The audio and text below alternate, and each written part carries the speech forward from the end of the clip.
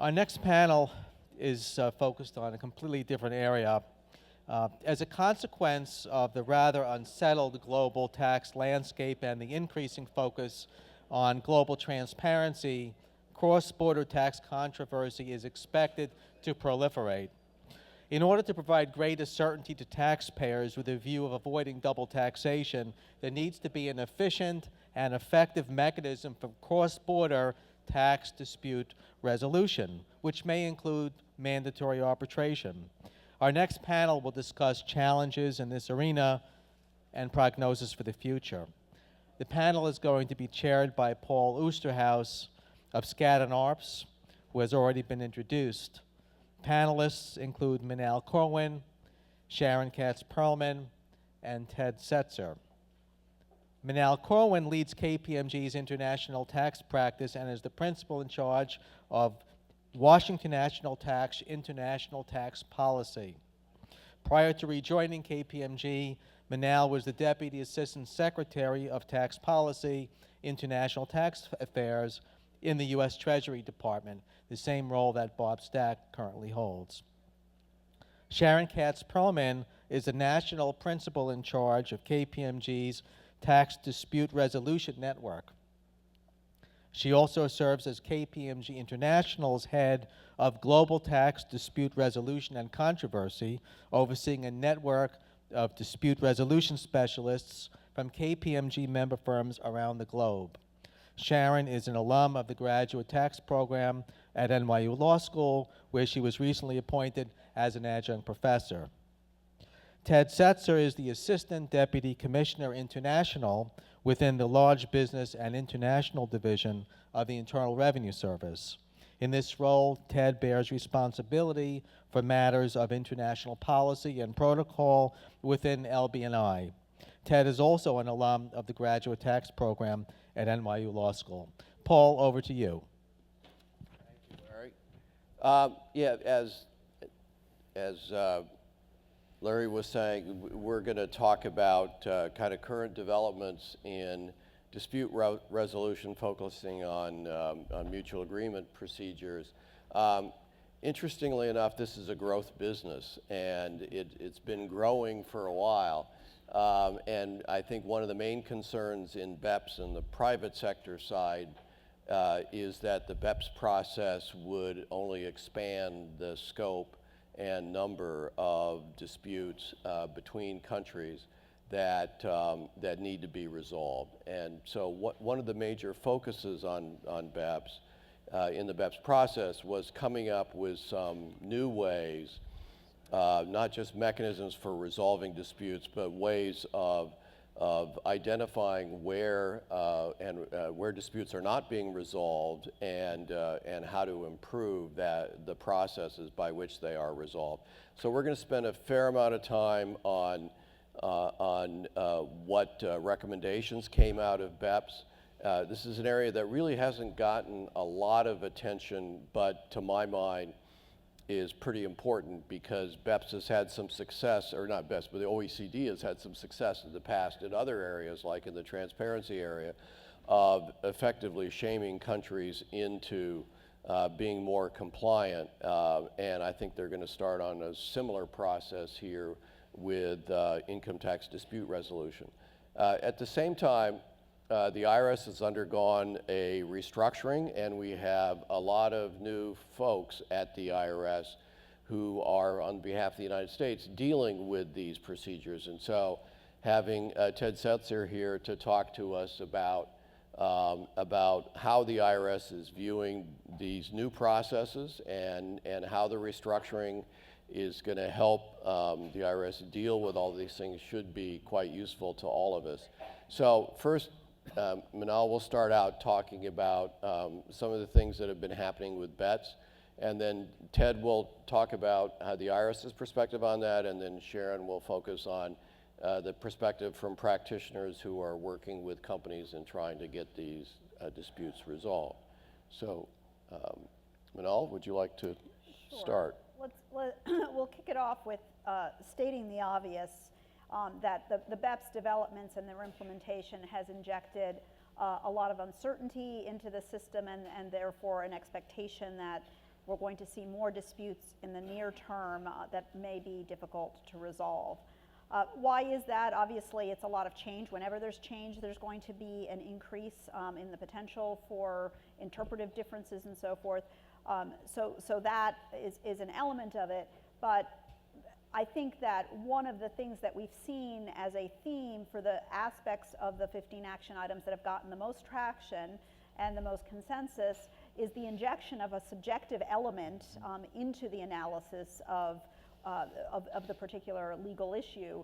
And that's the more you have that kind of subjectivity, the less certainty you're going to have and the more potential you're going to have for interpretive differences. And if we think about those areas in the transfer pricing area, there is sort of an overall sense, in particular with respect to the allocation of profit to risk and so forth, that there needs to be more, there needs to be substance, there needs to be control by decision makers and presence, but there's a little bit of a vagueness as to how much is enough and what that looks like. In the area of a PE, do you have a taxable presence in a jurisdiction or do you not? The expansion of the dependent agent standard of when an agent creates a permanent establishment for you, again, an element of subjectivity. The governments had reasons for it in terms of the way they were used, but nonetheless, now we have to evaluate various subjective things like materiality and whether or not the activities actually lead to a presence. And similarly, the exceptions in the permanent establishment for when you don't have a PE, even when you do have a physical presence or potentially a dependent agent, the specific activity exemptions. Again, the recommendation was for countries to be free to adopt a purely subjective approach, so they're no longer safe harbors. In other words, the safe harbor is there, but you test it with a subjective analysis as to whether it's preparatory and auxiliary. So there we have a subjective element. In the area of treaty abuse, whether you're eligible for the availability of the treaty benefits or not, the need for anti-abuse rules was a minimum standard that was agreed to, with a choice of using objective rules like US LOB type rules or the addition of a principal purpose test. The vast majority of countries are favoring the principal purpose test, and again, we have a subjective element: is do you or do you not have access to the treaty? And then obviously transparency, the movement towards transparency, the need for C-by-C reports, potentially public in the case of the commission decisions down the road. Those are supposed to be tools for risk assessment. Of course, the risk is that they're going to be used more aggressively than that and can create disputes. So if you look at that environment, that's the direction we're heading into. It's clear that we're going to see an increase in disputes between governments as to whether or not there is a right to tax or how much tax a government is entitled to. And that was partly the impetus for Action 14. And so the governments themselves recognized that this was likely to be the case with BEPS, and in fact, in the final reports, the reports specifically say that the countries recognize that the changes introduced by the BEPS project may lead to uncertainty and could, without action, increase double taxation and MAP disputes in the short term. The implication is in the long term, it can be addressed through better procedures, and that's what Action 14 is about. So what Action 14 put into place were three principal things. The first was a commitment by all the countries to adhere to certain minimum standards around dispute resolution in the treaty context. So this obviously MAP procedures, mutual agreement procedures, apply only in the treaty context, so you have to have a treaty. But there's been a commitment to adhere to a certain number of minimum standards. There was the establishment of best practices that were not mandatory. So the minimum standards are mandatory, the best practices are not mandatory but are intended to complement the minimum standard. And then very importantly, the establishment of a monitoring mechanism to monitor the extent to which the minimum standards are actually being implemented by countries. So we'll quickly run through the minimum standards and then we'll move to a discussion of the implications of those. But in terms of the minimum standards, there were actually 17 specific measures that are being asked of each of the countries. We've summarized them here a little bit and sort of focused on the important ones, but there were 17 separate measures. In the first category here, it's to implement the Article 25 MAP procedures independent of local law. So a number of, MAP in itself is supposed to be a mechanism for resolving disputes external to what otherwise might be available under local law. So this was a reiteration of that's the way it's supposed to work, and your rules need to reflect that. And then also, importantly, to make sure that MAP procedures were available to resolve transfer pricing disputes, which is not always the case for countries, and also to resolve the issue of whether or not a particular anti-abuse rule that denied treaty benefits it was actually applicable, or whether an anti-abuse rule was consistent with the treaty, whether it was contemplated that that kind of anti-abuse rule could override the treaty. So the notion was to subject those things to an actual MAP proceeding. Next was to resolve MAP cases within an average of 24 hours. I'm sorry, 24 months. 24 hours. Right. Wouldn't that be great? That would be awesome. The lawyers would lose a lot of money on that one, I'll tell you. It's relevant for the second, yeah, we'd be out of business. Relevant to the second point I'm making, because the 24-month period is, if in fact you could get countries not only to agree to it, but do it, it would be interesting to see whether arbitration, a lot of the impetus for mandatory binding arbitration or baseball arbitration was their certainty that you would get resolution in a period of time, which happens to be around 24 months from the beginning of arbitration to the end. So, you know, in theory, if this was possible, you could argue less pressure on arbitration. It is an average, so if you do have something that's resolved in 24 hours and something that's resolved in 4 years, you still get to 24. Now, or actually less, you know, you'd get even further. But if it's 1 year versus 4, you can get to that average. And also, I guess I'm a little skeptical as to, you could make that promise, you could put in the procedures as to how successful we'll be on that one. But anyway, it is a mandatory, it's part of the mandatory minimum standard. The other is to publish procedures or guidelines on MAP processes, including the profile for contact information. So that's really about the fact that in many countries it's difficult to know even how to start a MAP proceeding, how to access MAP. So clearer guidelines in every jurisdiction as to, if you want to start a MAP proceeding, what do you have to do and who do you get in touch with. Evaluate MAP cases independently based on the treaty, not revenue expectations or through incentives given to the competent authority staff. So this is simply a good faith one, that if there's a MAP, if there's a conflict, a question about resolution of a treaty conflict, that resolution should be based on principles that exist in the treaty, not influenced by incentives given to your staff or to certain revenue considerations as to whether or not you're willing to allow MAP relief or not. The next is to ensure that the audit settlement process itself does not preclude MAP. In certain jurisdictions, you find that you need to waive your right to mutual administration proceedings if you want to settle in the audit. So it actually forces a choice, and that's considered not an appropriate practice. And so part of the mandatory minimum is that it would not be that would not exist in the rules. Establishing procedures to notify the other country if you determine that a taxpayer MAP proceeding request is not justified. And it's actually broader than that. The minimum standard requires that there's notification of both governments involved, that there's a request for MAP, and the ability to put in that request in either jurisdiction, so that both sides are in the loop and can make a decision as to whether MAP is appropriate, and you get a balanced response. And then finally, with respect to arbitration, mandatory binding arbitration is not part of the minimum standard. You'll see it's part of the best practices, but if a country chooses not to adopt mandatory arbitration, transparency as to the reasons for that, for choosing not to do that. Now, a couple of questions on this, because there's sort of two parts to it, maybe three. One is, I mean, these are voluntary standards, but it's not, it's supposed to go beyond just something everybody sings Kumbaya to and then goes on with their normal business. There's supposed to be an OECD process, we'll talk about it more later, of actually evaluating each country on their compliance with these standards. And so, first a question for Manal. These standards, some of them tend to be pretty subjective. Some of them, like 24 months, if you could get the information, is objective.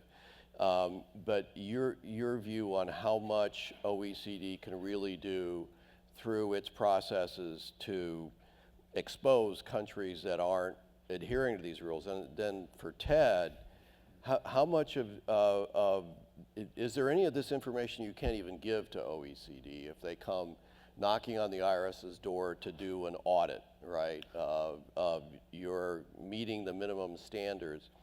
I mean, like the average time for MAP cases and other things, notifying the other, can you really talk to them about that? Or does that raise internal problems? And then from Sharon's perspective, even if somebody complies with this, how much good does it do? So, Manal, you first.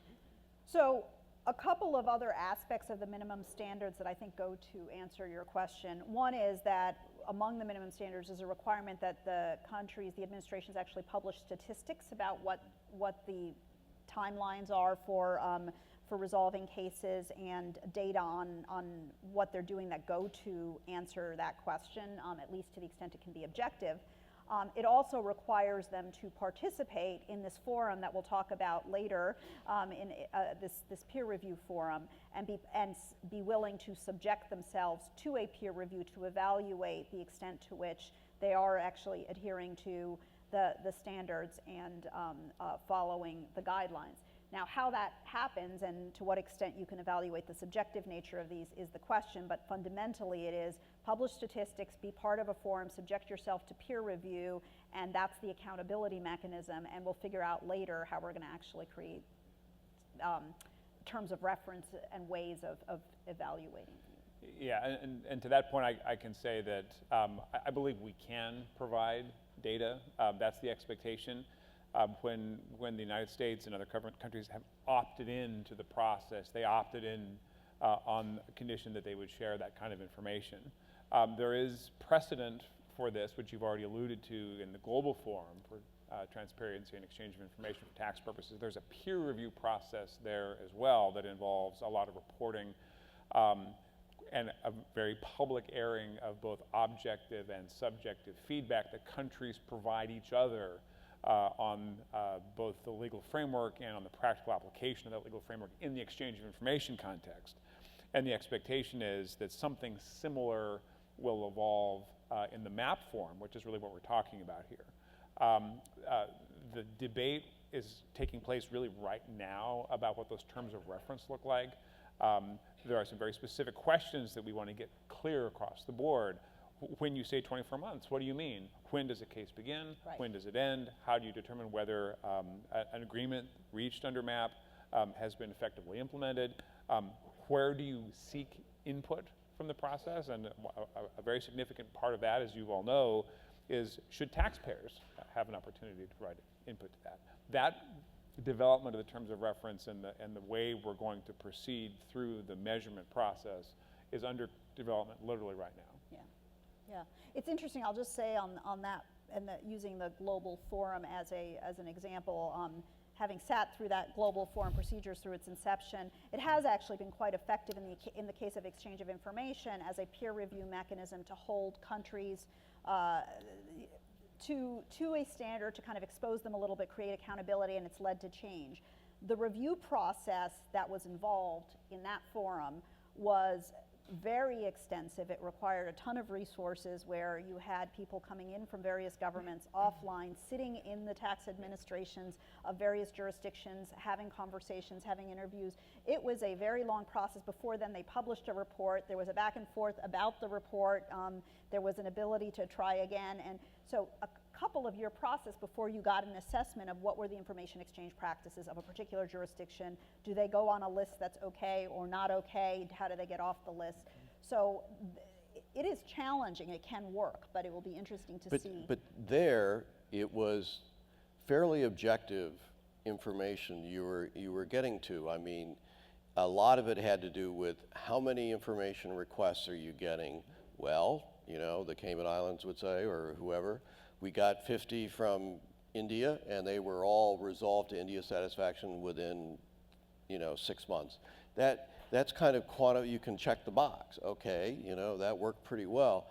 This, and I'd be curious in Sharon's view, I mean, it says ensure audit settlement process does not preclude MAP. We all know what happens in some countries, that you're going to get a better deal if you just settle and don't go to MAP. Now, how are you going to handle that? Right, and I think that the three prongs, the minimum standards and the best practices especially maybe, which are kind of lofty goals about Yeah. what we hope and what we aspire to, I think certainly from a practitioner's perspective, it's very welcome. Taxpayers would welcome this if it works out the way it's being laid out.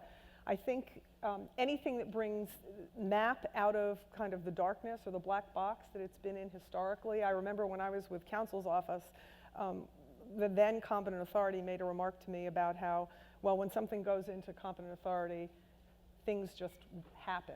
And we come out and there's a resolution. And it's almost like there was no need to explain anything. And really, as long as they resolve it, there isn't a need. So that darkness, I think, is being lifted and it's becoming more transparent to the taxpayer. And I think that's wonderful. But I think that there's healthy skepticism about how we are going to get here. And I personally am stuck on ensuring sufficient resources to meet the goal that's of a tough 24 one, right? months. I just don't see, given what's going on, not just in the US with the budget, but globally in every jurisdiction where everybody is dealing with the same inability to fund their revenue authority, and it's a money grab in many jurisdictions for revenue. How does the OECD ensure sufficient resources? I mean, I just don't see how we get there. And if you don't have the resources, then doesn't the whole thing just sort of start to crumble a bit? Paul, you Ted. made a point earlier that that MAP resolution is a growth business for industry. I regret to say it's a growth business for government as well. Yeah, unfortunately. And like a lot of other implementation challenges that we've faced together, frankly, over the last several years, I'm thinking about FATCA in particular, I do actually see a lot of common interest in common outcomes as between government and the U.S. taxpayer base.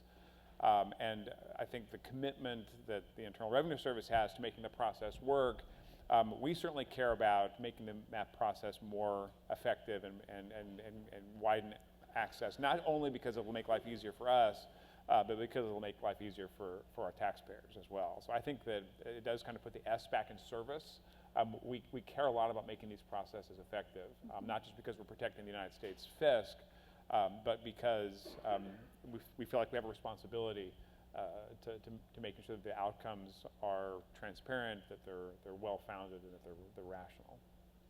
Well, with the hope that minimum standards are achievable, let's now move on to best practices and see what's next.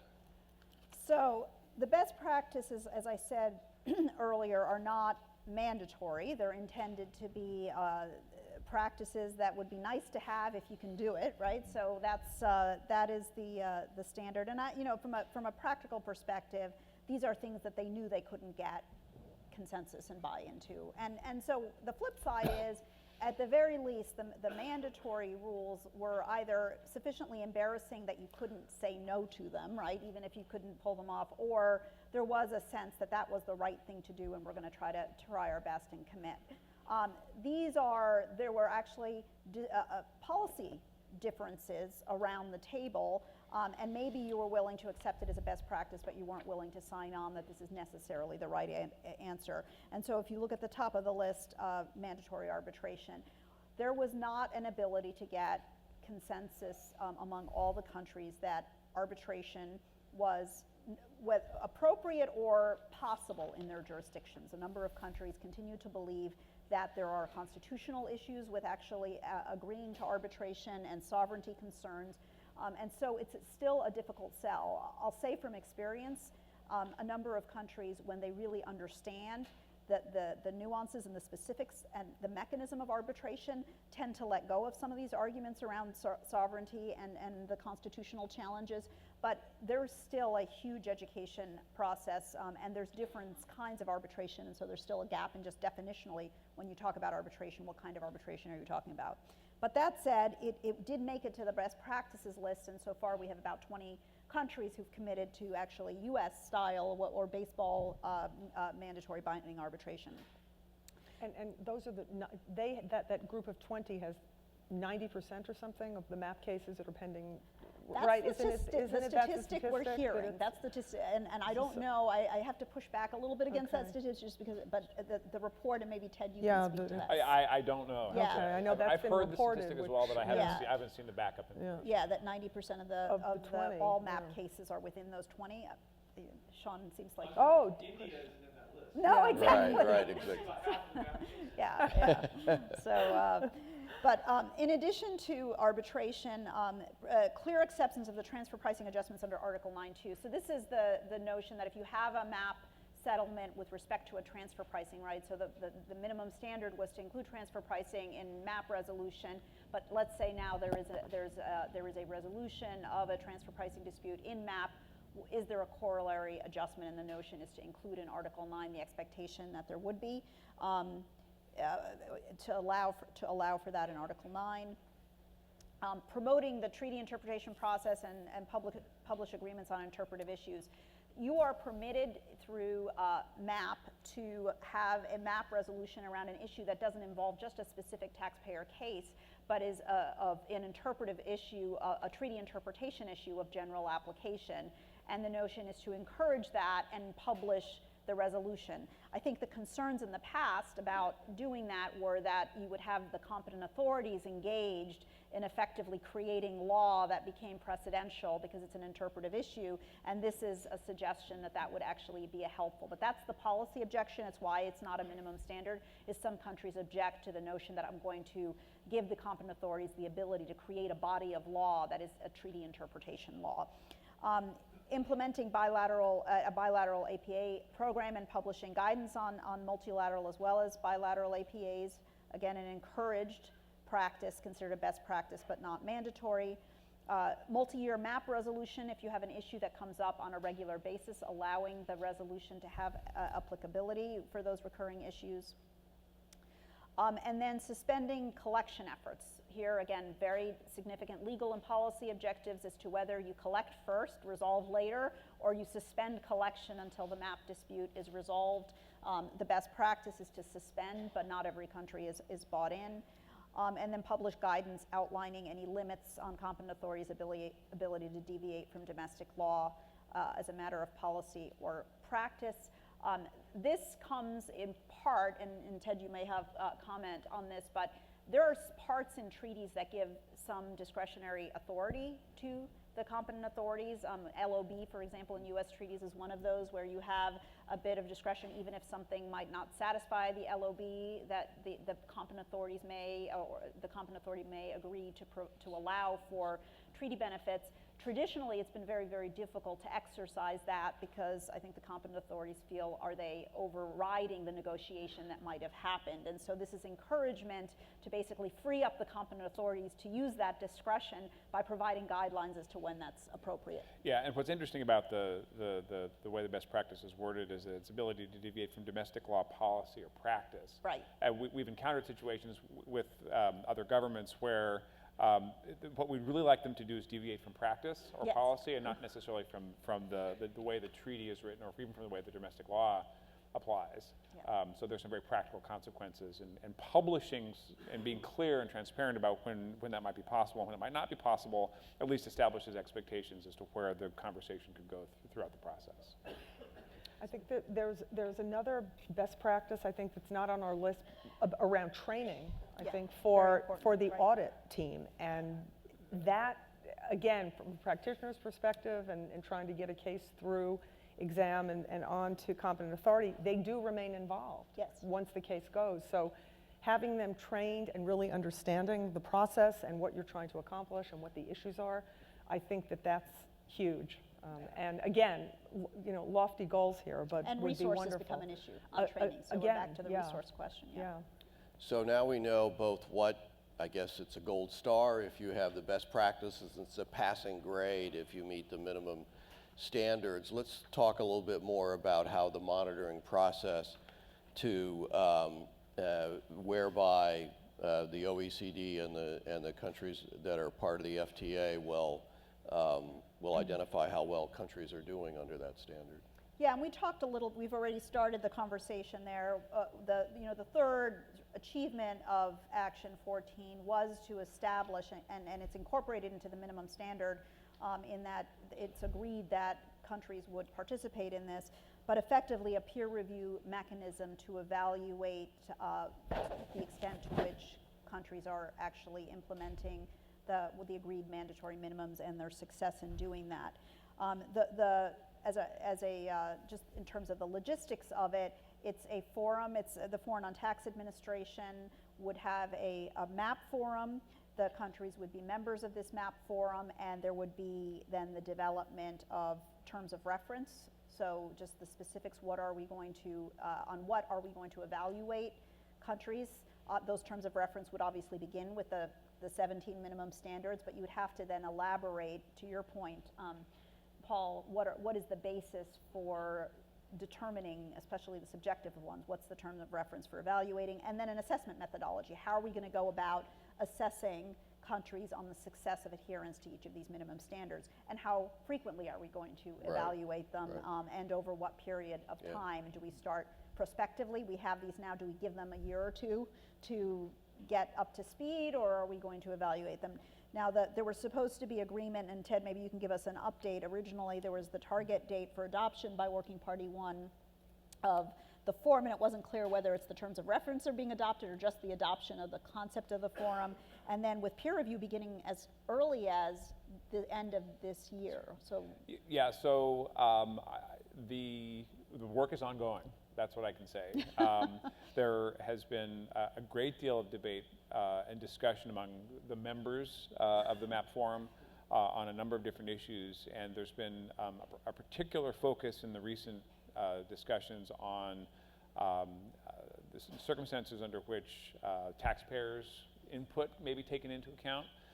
It's been the U.S. position that that's very important, that a robust process for gathering and taking into account taxpayer input is important. That's not a universally held perspective. Not surprising. Not surprising. And there's some complexities on both sides of that equation. And then there's also been a lot of discussion about how do you start the clock ticking? When does the 24-month period begin? Does it begin when both competent authorities have been notified of a potential dispute? Does it begin when the countries sit down and begin the conversation on the basis of position papers that have been developed up to that point? Or is it something else? The details have been very difficult to work out, and we're still in the process of that working out. One question I have, at least, is not only what are going to be the assessment methodology and the terms of reference, but who's going to make up the peer group? I mean, it's kind of awkward if you're the competent authority and you're involved on and off with negotiations with the other country, and now you're part of the team that's coming in to audit how well they're doing in competent authority. Doesn't it have to be somebody who's kind of neutral from that perspective? Well, that's interesting, because certainly in the United States, in the Internal Revenue Service, the people who have the skills to conduct the evaluation are the people who are working the issues. Who conduct the negotiations, right. I think that's fair to say that that's how we've done it in the peer review process under the Global Forum. Our assessors are generally EOI, Exchange of Information experts. They get trained. There is, again, quite a detailed assessment methodology that they're expected to adhere to. And because all of this happens in the bright light of day, and because there's an open discussion with policy that drives toward something very close to full consensus minus one. A single country cannot block the approval of a report. And I'm talking about assessment methodology here, and I'm going to stress that we're not there to finality as far as what that assessment methodology looks like in the MAP forum. But if you think about the Global Forum's approach, I think you would look at something similar to that. That is a really impressive website. If you go and look at the Global Forum's website, and you can see the reports and the way that everything has been analyzed and the grade that's being given and the ability to go back in and be reevaluated to come up into a compliant or partially compliant, as opposed to where some countries are and don't want to be. So if that's what comes from this, or that's the model, then I think it's... That is the model, and I would second a point that Manal made earlier in the discussion. In the transparency context, it is absolutely the case that the peer review has driven behavior. Oh, absolutely. There's No absolutely no question. question about it. Countries come to us with specific questions about their implementing legislation, about their practices. They're worried about their grade, and they're taking concrete, tangible steps from standing up new units to hiring people to changing their published guidance to enacting domestic legislation and everything in between to change behavior. That's the goal for this Yeah, as well. but just to be devil's advocate, this is really so much different. It's different. Than that. I mean, we were involved with a country that hadn't gotten the best report, and they talked to us about how they could improve it. And the financial institutions in that country were putting pressure on them because we can't do business with you if you're not compliant with these things. And beneficial ownership and all the things the U.S. is not compliant on, as Bob was talking about earlier. But and so there was real leverage, you know. Here, it's very hard to see how you make a country who thinks it's defending its revenues by not necessarily going along with competent authority all the time, change that mindset. Because of a peer review process. I mean, I'm being devil's one, advocate. there's dollars involved. That You're Right. talking about competition to some degree for a finite amount of tax revenue. It's a pie, and you're dividing it up, and somebody wins and somebody loses. Put more generally and probably more fairly, what we're talking about is a situation in the map forum context where countries' interests are not as aligned as they were in the transparency area. I mean, the race to the bottom, as far as making it easy for people to hide their money. The political environment doesn't foster that kind of approach anymore. The political environment most certainly does, I think, from my perspective, and I'm speaking out of turn because I'm not in the Treasury Department, I'm in the IRS, but the political environment seems to be favorable to countries acting relatively aggressively in trying to claim a bigger share of the pie for themselves. So the defense against that, and the question is then what effect does peer review or peer pressure have? And one is just the publicity. One of the things that we've seen in BEPS is, notwithstanding the incentives aren't there, there is a taint around a country that isn't going along, even though maybe its interest is to attract investment and continue Right. to have. So that has had an impact. Now, you could argue, and I think it's probably correct, that impact is, again, an indirect business and investment one. So if a country gets tainted for as being tax haven or having practices that are viewed negatively, then the peer pressure that's on companies or the public pressure on companies and reputational risk makes a company less willing to invest there. So there is maybe that dynamic still Right. goes on. I do wonder whether having a review of behaviors around map relief, to what extent are countries more willing to terminate treaty relationships with countries that are consistently creating obstacles to relief? Maybe there'll be more pressure in that context, and that's an Maybe. interest that a country has, is Fair to enough. maintain its treaty relationship. Right. And bringing it out in the public could. But I want to emphasize the point. You should go on the Global Forum website and see if you want to have any window into what this might look like, this forum, that is going to be that's a great resource, because I suspect they're doing a lot of very, very similar things. Okay. We need to keep moving. Let's go to mandatory arbitration. And instead of going through the slides, let me just ask a question. Mandatory arbitration has been something that I think for a lot of us has really been a focus that if we could get all these countries to agree to it through a multilateral instrument or bilateral protocols, however we do it, that could really help. And that makes an assumption that the process that we've had so far, at least, is really helping, and therefore we can project that in the future. And I'd be interested, Sharon and Ted, in your perspective on whether you think that's correct and how you think it will help. Certainly, it has been effective with certain countries. We talked this morning, there are 4 countries that have mandatory arbitration now in their treaty. And I'll say it, Ted can't say it, but as far as I know, the only ones have been with Canada.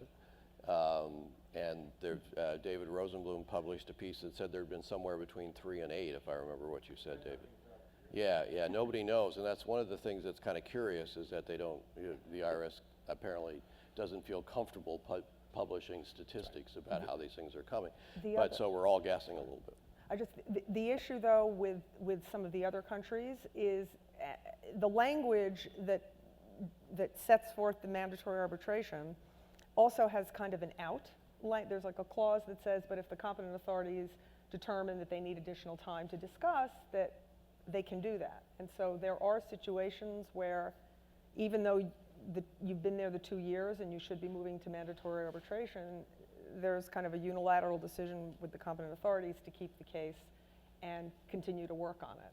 And so that can be frustrating. And so mandatory arbitration, sort of, and I said that before. I mean, it is if they're willing to go, but Right. if they're not, how is it mandatory? They And I can- think that's the issue. Yeah, I would from a say that taxpayer's- mandatory arbitration from the U.S. perspective creates a healthy set of incentives. And I think it's fair to say that there are cases that are resolved on the eve of arbitration that might not have been resolved on the eve of arbitration in other circumstances. Yes, there are situations where there's reason to continue discussions, but we have had, I think it's a success. And I think that, if anything, the most potent aspect of it to this point has been recognizing that at some point you have to put your pencils down and turn the case over to somebody who will make a decision for you if you I mean, they are resource intensive. Do you worry about that? can. We worry about everything involving resources. The answer is yes.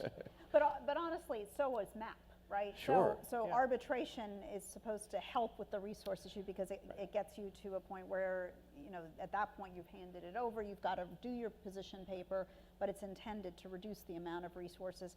I do think, the mandatory aspect is if you have one country holding up the process, right? And they don't agree, if they can't get to agreement, and then you need a tiebreaker, it forces it, and it's a 2-year time period. It's interesting you were saying they were having difficulty identifying when do you start the 24-month test for purposes of the MAP minimum standard.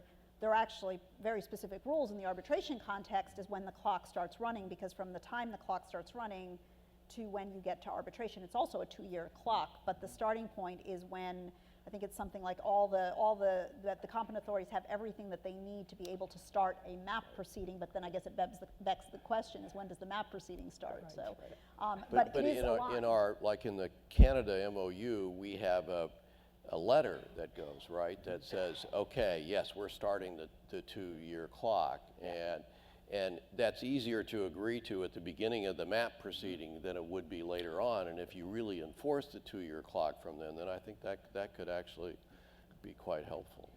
Yeah. So but we don't want to run out of time without Ted giving us insight into the IRS restructuring. Why don't we, whoever's got the clicker, why don't we go back, give it to Ted and go back to the IRS organizational chart, Ted, and explain to us who everybody is and what they're doing and how this whole process and they interact. Absolutely. I'm going to start with this slide, and I realize that it's hard to see. It's in your materials. I wanted to give everything on one page. Get your magnifying glasses out. It's important to see it on one page because I think it's important to put the work that we're doing in some sense of context. And I think most of you have probably read or heard about the initiative underway to really recast the Large Business and International Organization. We have reorganized into practice areas, and practice areas are focused areas. Some of them are geographic, and some of them are focusing on specific technical tax issues. But the idea is that creating specialized groups of people to work certain issues is going to allow us to focus in a smarter way on issues that we think are actually strategically important. I have been hearing my entire LB&I career, and I heard it a lot in my ACCI career, in my counsel career, that revenue agents and international examiners are simply setting up the wrong issues. We made some strides to fix those kinds of problems back in 2010 when we stood up the international organization. We created practice networks. We did a lot of things to try to put some shape around the work that was happening in the field. We're taking another step in that direction by moving away from a process where we're picking our cases on the basis of an abstract formula and working more toward working issues around campaigns. I don't want to dwell on campaigns, it's not really the focus of this discussion, but the notion is that from a top-down perspective, we're going to be identifying issues that we think have some strategic significance. And those campaigns will be managed and directed in these different practice areas. So for example, you have a practice area for cross-border activities, you have a practice area for transfer pricing, practice area for pass-through entities, and so forth. Okay, let's set that aside for a minute.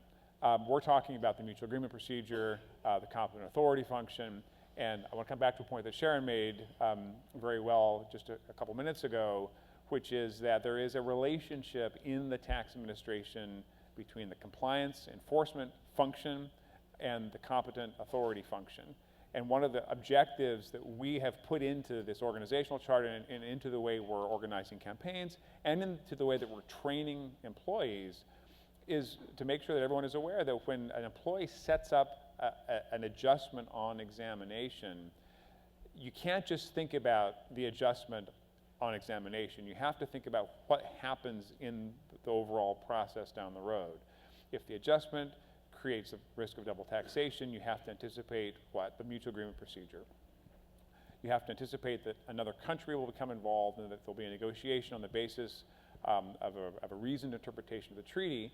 And the result is that if you're setting up an adjustment that's not consistent with the way the treaty sees the world, it'll be conceded, and not only have we wasted the taxpayers' time in taking them through that process, we've also wasted our time, because now we've spent exam time on something that doesn't mean anything, and we've spent competent authority time trying to resolve a dispute that didn't have to arise in the first place. Okay, that's all something you probably don't need to hear from me. If you look at the boxes here, there are little red stars on the corner of them, and what I tried to do was put the functions of LB&I that have some outward-facing aspect to them. We'll have a new competent authority delegation order in the relatively near future, but leave aside the competent authority designation and just focus for a minute on the function that's being performed. There are really, I guess, 6 boxes here which represent 6 different parts of the organization where there'll be some competent authority or some outward-facing role to play. Working from the bottom up, over on the bottom right, there's a Director of Treaty Administration. That is the non-transfer pricing treaty interpretation work. All of the exchange of information work is in there. The automatic exchange of information work, which right now is our FATCA work, it'll eventually include country-by-country reporting. And also, again, the non-transfer pricing interpretive and administration work will be there. Now is permanent establishment stuff there, or is that with the transfer? PE, that's an interesting question. We spent a lot of time worrying about that. PE Article 5 issues will be there.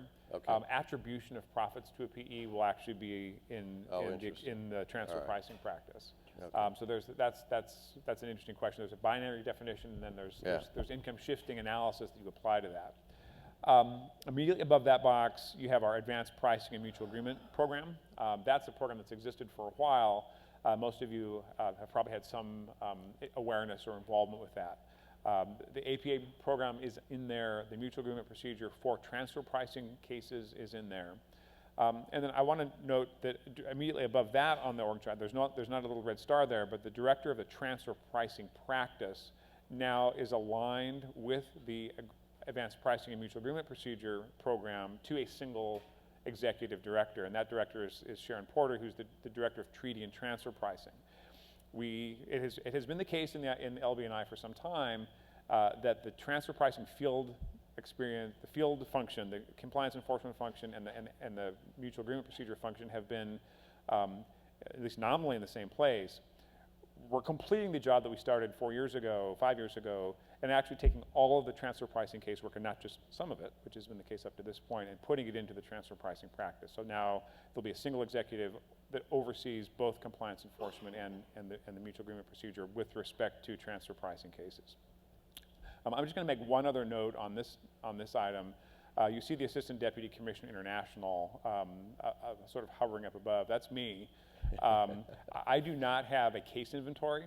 My job is to facilitate the multilateral discussions.